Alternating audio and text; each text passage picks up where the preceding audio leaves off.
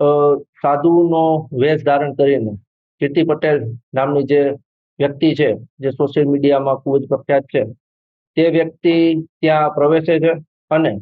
ત્યાં ફરજ પરના હાજર અધિકારી જે હોય છે, કે જે મોડ કરીને પીઆઈ, તેમની સાથે બીભત્સ વર્તન કરે છે. એટલે સમગ્ર બનાવ એ રીતે બને છે કે જે કીર્તિ પટેલ જે મહિલા છે તે સાધુના વેશમાં ત્યાં પ્રવેશે અને મૃગીકુંડમાં સ્નાન કરે છે, જેના કારણે પીઆઈ કે જે મોડ નામના અધિકારી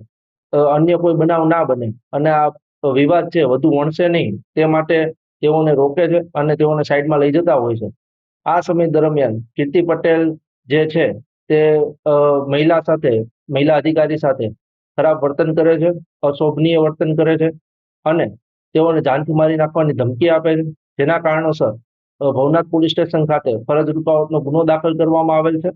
અને આ જ સમય દરમિયાન અન્ય પણ એક ફરિયાદ દાખલ કરવામાં આવેલી છે, જેની વિગત એવી છે કે મહામંડલેશ્વર સ્વામી બજરંગદાસ બાપુ કે જેઓએ સોશિયલ મીડિયામાં આ જે કીર્તિ પટેલ અને અન્ય વ્યક્તિઓ જે મૃગીકુંડમાં સ્નાન કરતા હોય છે તે બાબતનો વિડીયો જોતા તેઓની ધાર્મિક લાગણી અને આસ્થાને ઠેસ પહોંચેલ હોય, જેથી તેઓએ ભવનાથ પોલીસ સ્ટેશન ખાતે ફરિયાદ આપેલ છે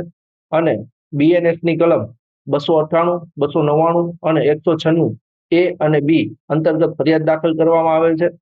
જેમાં જે કોઈ પણ વ્યક્તિએ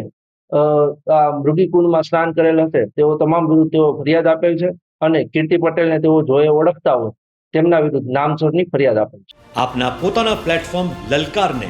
લાઈક કરો, ફોલો કરો, સબસ્ક્રાઇબ કરો અને શેર કરો.